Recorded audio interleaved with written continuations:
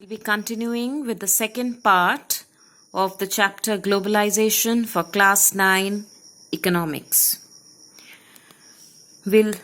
Initially we had discussed what was globalization. Globalization means integrating the national economy with the world economy, and for that there was free flow of information, ideas and technology, goods and services, capital, and even people across different countries. When there was free export and import of goods and services, plus technology, capital, investment, people, etc., that is termed as globalization. We now start with why there arose a need for globalization in the Indian economy. First, the pre-1991 policies were weak, and that led to rising unemployment, low income, low savings and investment, inadequate infrastructure facilities, and public sector companies, that is government companies, were earning losses. To recover from those or to remove the economy of those weaknesses, the country had to move in towards globalization. The second reason why we needed to globalize was we were facing a foreign exchange crisis. Foreign exchange means foreign money, foreign currency crisis. Why we were facing foreign currency crisis? Because the oil prices had increased. Oil we purchase from the foreign oil we import, we had to pay for the oil we purchased in terms of the foreign currency. Since the oil price was more, we had to pay more foreign currency. Hence, we were facing a shortage of foreign currency. Second, we had taken loans. Initial years, the country was underdeveloped, so we needed capital. Hence, we had borrowed from the foreign countries. To pay off the interest and to repay the old loans, foreign currency was required.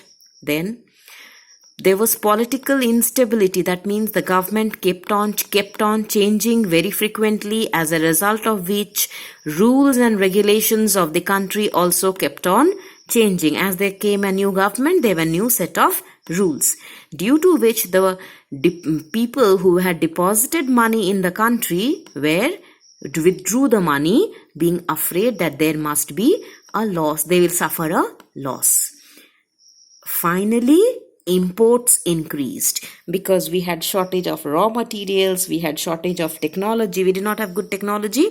We had to buy that good technology from those foreign countries, as a result of which we faced a foreign exchange crisis. Thirdly, there were some conditions imposed by the International Monetary Fund and the World Bank. What they wanted, because we were facing this crisis, so we wanted to borrow foreign currency from IMF and World Bank, and in exchange for that foreign currency, the IMF and the World Bank wanted India to go in for liberalization and globalization. Without liberalization and globalization, they were not ready to provide foreign currency to India. Okay, then the last point is fall of USSR. USSR was the main country purchasing India's consumer goods that time, and fall of USSR at the end of 1990, which was a major market for Indian consumer goods. We move on to the next point. Factors enabling globalization. Like, to allow globalization to happen, what all things were changed in the country? First, the foreign exchange reforms. Earlier, we had a fixed exchange rate that was changed into a flexible exchange rate. That means, say $1 is equal to 70 rupees. This was earlier fixed by the government. At no condition it was changing. But after that, it turned into a flexible exchange rate form. Okay, flexible exchange rate means now exchange rate could be decided on the basis of demand and supply of foreign currency. Okay. Now, demand and supply of foreign currency means, suppose you are exporting, that means you are selling goods to foreign countries. you will receive foreign exchange. That is supply of foreign currency. When you are importing, you are buying goods, so you have to pay them. You don't print the foreign currency, you have to buy it from the government. Okay, that means you are creating a demand for foreign currency.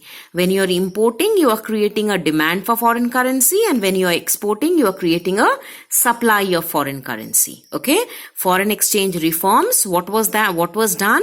Under that, earlier we were having fixed exchange rate. That means exchange rate was fixed by the government. $1 is equal to 70 rupees was decided by the government. From there, we shifted into a flexible exchange rate. Flexible exchange rate means now the exchange rate was determined by the demand and supply forces. Next, import licensing. Anybody who wanted to import had to obtain a license from the government earlier. That licensing was completely removed. Okay, dismantled. Second, there were quantitative restrictions. That means how much you can import also was decided by the government. Sometimes it would not let you import how much you want. There were restrictions put. After globalization, quantitative restrictions were completely abolished. Duties reduced. Duties means tax.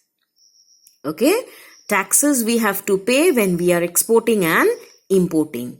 In order to allow free, easy import, the import duties were reduced. Then, investment from foreign countries, FDI, foreign direct investment. How much the foreign countries can invest in a country, in a particular company. Earlier, it was allowed to the extent of 54%. That means if total 100 rupees is invested in a company, 54 rupees can be foreign money, 46 had to be Indian money.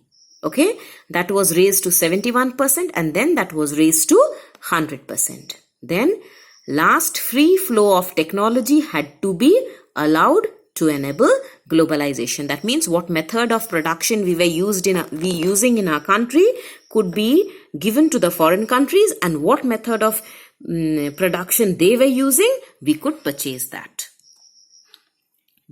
Now, due to globalization, what happened? Gross domestic product.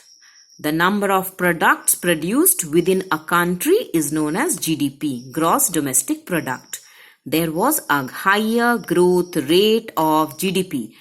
In simple words, it means the total amount of goods produced in the country increased because we purchased the technology from the foreign countries, due to which we were able to produce more quantity of goods. Then, international trade increased. Export and import was freely allowed under globalization, so that increased.